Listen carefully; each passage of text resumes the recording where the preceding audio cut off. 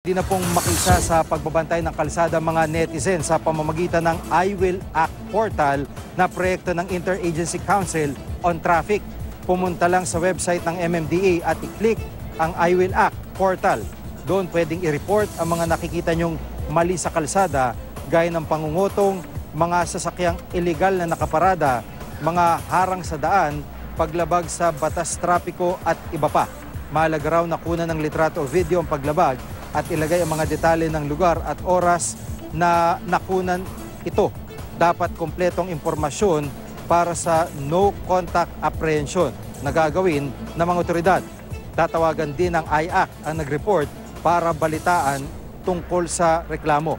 Ayon sa Department of Transportation, malaking tulong ang netizen para mabantayan ng mas maigi mga kalsada sa Metro Manila.